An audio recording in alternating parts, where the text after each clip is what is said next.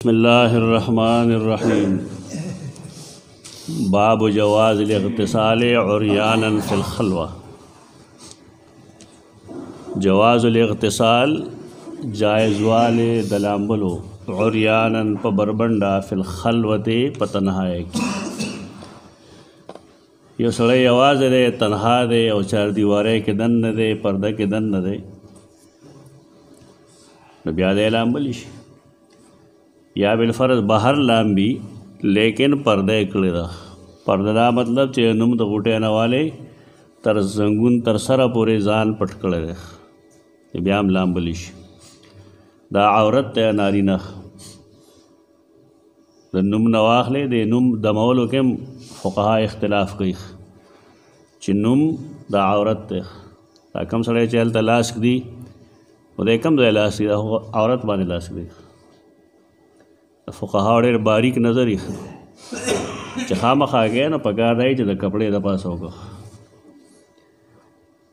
बस दा जीवा जीवा कार दे बस तो गुनाह कार की जुमात की और दसम लिख अस्पताल होना या बाहर जाएगा ना बाहर का दुनिया कार नहीं दुनिया कार खलक जुमात के न गई जुमात के वह इबादत के ज़िक्र अस्कार वगैरह कुरान बलूले मूज़ वगैरह ज़ीरा पार खलक ज़ाला दुकान जोड़ के न ब्याल तक कई पैसे मखली दखल को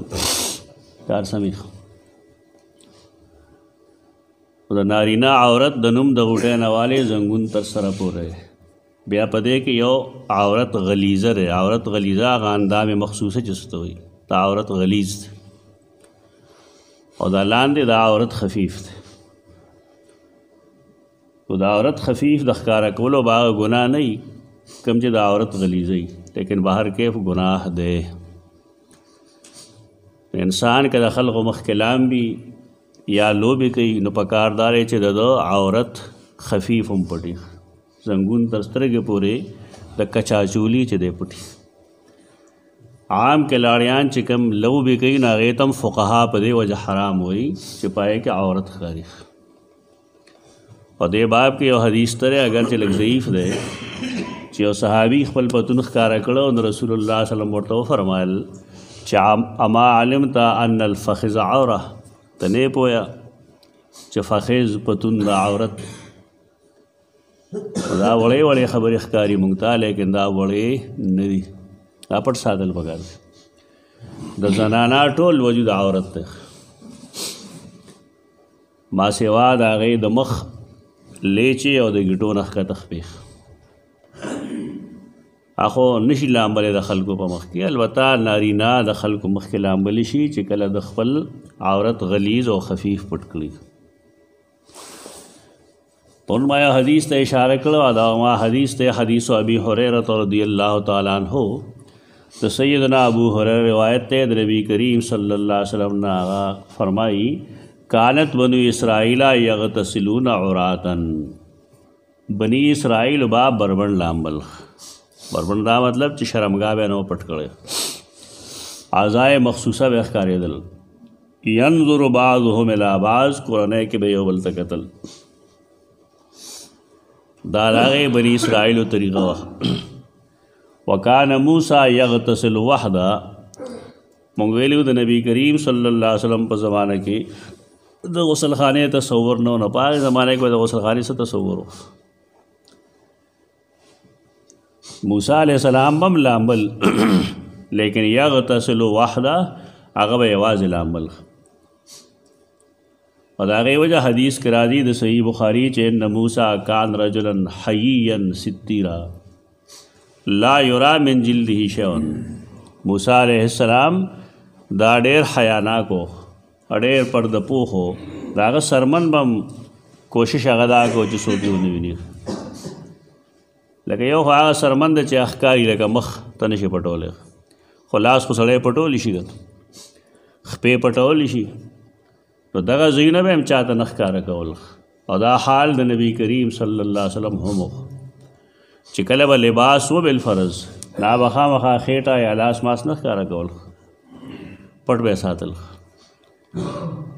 तो दे वजह ना दा गर्मे के च खलक मटे वही कहना पाए कि मूस कहीं फ़ुक़हा के इख्तिलाफ़ पदे वजह कही چې د عربو نه سوا ګرمي خو چېرته نه وه لیکن هغوی به چېرته د موټو موټو وهلو کار نه کوه. د فقهاو وجه ده که ده چې رسول الله صلی الله علیه وسلم هغه به خپل ځان پټ ساته. یو خو دا چې کپړه نشته نو غریبي ده، خو چې کله کپړه میلو شوې ده نو بیا رسول الله صلی الله علیه وسلم خپل ځان کلو نه دی ساتلی. او دې وجه نه احادیثو کې راځي چې دومره د لومبنۍ ورځې ناوې با حیا نه وي څومره چې رسول الله صلی الله علیه وسلم حیاناک و. اوس په زمونږ کې لوی دی که واړه دی ګریوان ویشلولي دی پورې پخوا یو فیشن ہوگا نا ټولې تڼۍ به یې کوله وکړه وې لاندې به یو غټ ګل جوړ کړو په دغه باندې بنین باندې به خلکو د خوښ. دا اخلاقي کمزوری دي. دین خو مونږ وایو نه چې دین ته نږدې شو مونږ اخلاق زده کړو، دا بدتمیزۍ دي. ځان پټ وساته. ګرمي ده، ګرمي چاله نه کېږي.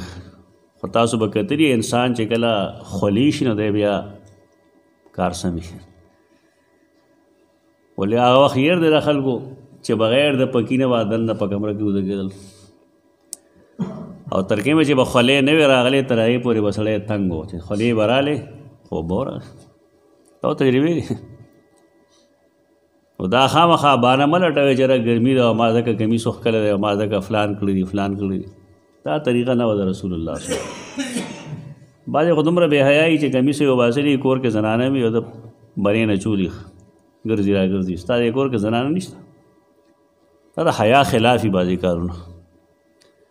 با حیا کېدل پکار دي. کم کسان چې کار کوي بالفرض بغیر د کمیس نه هغې له نه دي پکار چې هغې لار کوڅه کې کار وکړي. پردی زنانه ځي راځي. حیا یو جدا څیز دی. ډېر دکانداران هم دا حرکتونه کوي. بس با حیا شه که نه ځان پټ کړه. دا ټیک دی چې دا به امر ګناه نه وي. څومره ګناه چې عورت خفیف یا غلیظ ښکاره کولو باندې لیکن اسلام د دې مرګرتیا هم نه کوي. دا اخلاق دی. انسان پټ پکار دی. او دا ولې استحیا منه د هغه به ابد ځان نه شرمېده. یعنې وجود پټول په دې بنیاد باندې چې ځان نه شرمېږم ما له حیا راځي. په دې وجه د رسول الله صلی الله علیه وسلم اندامونه به اکثر و بیشتر پټو. البته چې کپړه به نه و نو بیا خو تش لنګ کې ما غموز کړی. خو دا غریبۍ زمانې وې چې کله الله کلهواله راوستلی کشادګۍ راوستې نو بیا رسول الله صلی الله علیه وسلم 2 جامې واچولې او په هغې کې به یې د جمعې دپاره جوړه کېښودم. جمعې دپاره به یې جدا کپړې وې. زمونږ زمانه کې کپړې ډېرې زیاتې دي لیکن د هغې کپړو نه کپړې بهتر دي. که زنانه دي او که نارینه دي دومره چست او دومره انخته پرتوګ جوړوي چې د هغه ټول حسن پکې ښکاره شي. دا ګناه دی. د دې څه فایده؟ د لباس خو مقصد دا دی چې ستا اندروني حسن نه ښکاره کېږي. که دا زنانه کې او که نارینه کې غلط کړي دا ګناه کوي. لباس ډېر چست نه دی پکار. دا کم علما چې پینټ او شرط ته ګناه وایي د هغې بل څه وجه نشته. د هغې وجه صرف دغه ده چې کې د انسان حسن ښکاره شي. پټول او نه پټول یو شان دي. هغه شان دی. مونږ هغې طرف ته نه ځو چې مونږ ورته هم ګنې ګناه وایو. په بار کې تا ته وجه وښیو چې هغه خلق د دې وجه نه دی ته ګناه وایي. لږ لوس پکاري لږ کلو پکاري. دې دپاره چې د انسان د خاص اعضاو شکل په هغې نه ښکاري. موسی علیه السلام بلامل کان موسی یغتسل وحده او نورو احادیثو کې راځي چې هغه کچ اچولی وه ځان به یې پټ کړو. فقالوا والله ما يمنع موسی ان یغتسل معنا الا انه آدر. قدرت پړسوب ته وایي. د خصوصیتینو پړسوب ته قدرت وایي. ټیسټیکلز د هغې پړسوب ته چې پړسېدلي نو هغې ته وایي قدرت. نو دوی ویل چې د ده ته قدرت دی. هغه خاص ځایونه یې پړسېدلي دي. په دې وجه دی د شرم د وجې زموږ خوا کې نه لامبي. دا همیش د قوم کار دی چې کم سړی د ګناه نه منې کول کوي نو خلک به په هغه څه بلیم لګوي. دا پخوانه طریقه ده. په دې وجه کم خلک چې دعوت ورکوي یا امر بالمعروف او نهي عن المنکر کوي هغه د ځان په دې پوهېږي چې د خلقو په نظر کې به ښه سړی نه یم دی به خامخا اعتراض کوي په ما ولې ما دي د ګناه نه منې کړی موسی علیه السلام باندې دا الزام ولګو فذهب مرة یغتسلون یو ځل داسې وشو چې هغه لامبل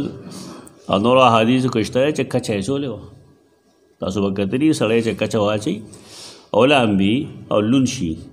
دا اندامونه بیا ښکاري که نه ښکاري د دې وجې نه مسله دا ده چې کوم سړی مړی لامبوي که نه نو هغې دپاره یې پخوا ململ استعمالو ململ دا نوی نسل خو نه پېژني ململ زاړی پېژني ململ به باریکو او که چاته یاد وي نو چې په هغه به یې په ځای کېښود او به یې پرې واچولې دا ټول اندام به ښکاره شي د دې وجه نه علماو د هغې مخالفت کړی چې دی خو ټول رنګ تا ته ښکاره شو د هغې رنګ شکل ښکاري پای کې په داسې څیز کې ته څنګه چاله غسل ورکوې هغې نه وروسته بیا د پردې مردې دا سسټم شروع شو او دا شروع شو چې کپړه دې لږه غټوي او کم سړی چې اوبه اچوي نو هغه د لاس ته دستانه واچوي بالفرض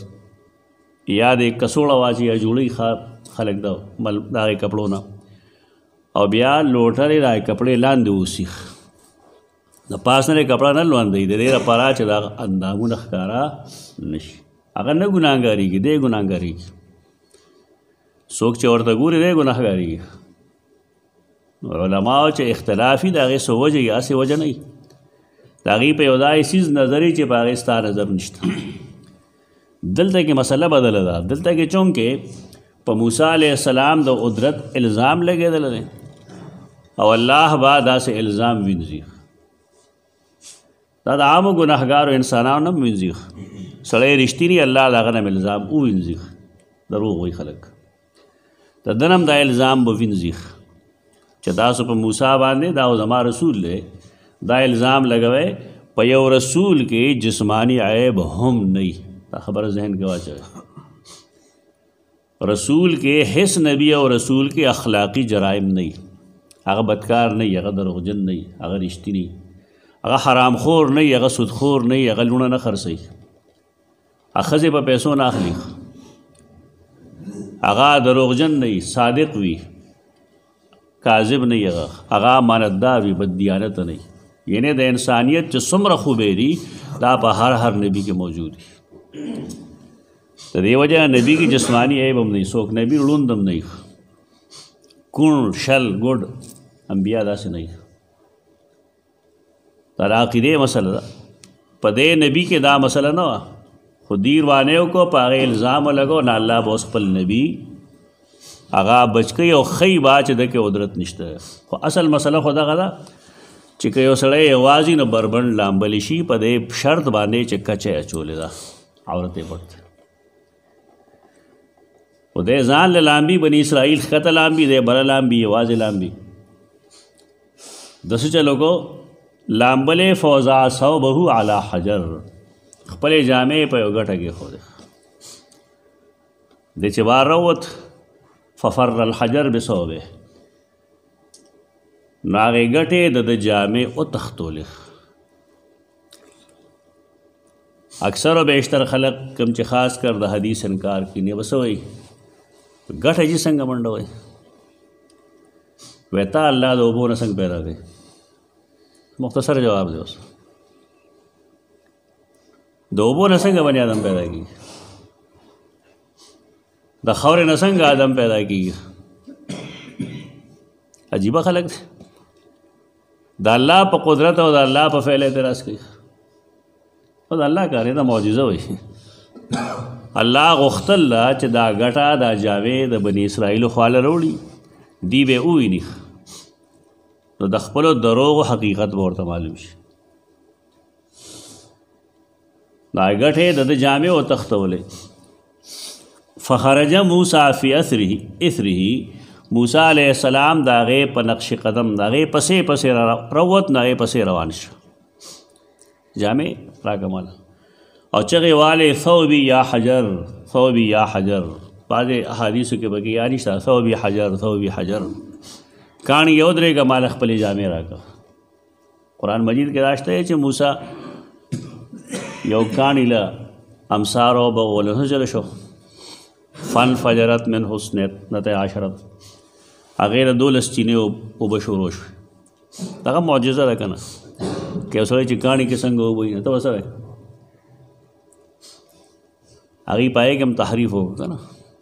دا ډېر غټ رذیل قوم دی. تحریف یې دا وکړه چې هغې وي عصا چې کوم دی قوم ته وایي لکه کوم ځای کې عصا قوم ته وایي اضرب بعصاک الحجر اضرب لړشه بعصاکا د خپل جماعت سره الحجر غر ته تحریف وایي. سر سید احمد خان دا تحریف کړی خلک یې ډېر بزرګ ګڼي. پرویز دا تحریف کوي چې قوم بوزه غر ته هلته کې یو نه دوه نه 12 چینې وایي لکه دروغجنه 2 درې بې پسې چې بې راشي د هغې نه مراد تلل نه وي د هغې نه مراد وهلي. کم ځای کې چې قرآن مجید کې دې معنی تلل وي نه هلته یې پسې فی لکه اضربو فی الارض ځمکه کې وګرځئ. که دلته کې دا وایي چې اضرب فی نو بیا ټیک وه خو قرآن خو اضرب بعصاک ویلی دا ظالمان بیا د دې نه هم نه یېرېږي چې د الله په کتاب څه دروغ وایي. دا دې دپاره چې ثابت نشي معجزه ثابت نشي ولې دا چې ممکن نه ده د چا دپاره ستا دپاره که د خالق دپاره دا زمونږ دپاره ممکن نه ده چې مونږ د انسان پیدا کړو. مونږ دپاره دا ممکن نه ده چې سپوږمۍ 2 ټوکړي شي. مونږ دپاره دا ممکن نه ده چې نور راوخېږو لیکن الله دپاره خو دا هر څه ممکن دی. که عیسی علیه السلام د وړو وړو مرغو شکل جوړ کړي او په هغې کې پوکې وکړي نو د هغې نه مرغۍ څوک جوړوي الوتونکي الله ته جوړي قرآن لیکلی. دی خامخا په حدیث به اعتراض دا چې څنګه کېدی شي چې څنګه یې ته پیدا کړی. قرآن مجید داسې حالاتو کې چې کله خلک د الله په قدرت باندې اعتراض شروع کړي دا ډېرې سخت جملې الم یکن نطفة من منی یمنی کوم انسان چې اعتراض کړي د الله په قدرت نو دی د منی یو ساس کې نه و چې هغه توی کړی شو. دا دومره د غصې الفاظ ولي خپل حیثیت وپېژنه. د الله په قدرت ستا شکونه دي د الله په قدرت اعتراضونه کوي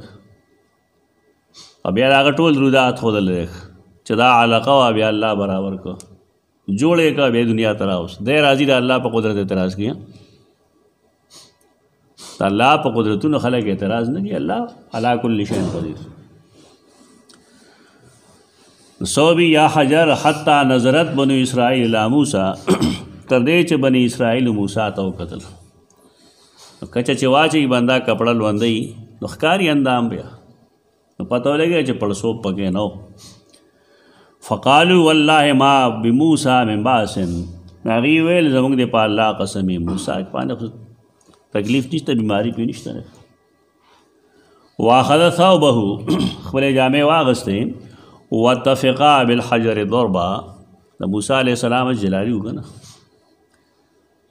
بعضې خلق جلال والی بعضې جمال والی. جلال والی چې ډېر غصه نه کي سم خلق وي خو غصه پکې ډېر وي او بعضې سم خلق وي لیکن هغې کار په نرمۍ کوي. یو ته جلال وي بل ته جمال وي. تاسو که چا حج او عمره کړي نو شاید چا فرق وپېژني.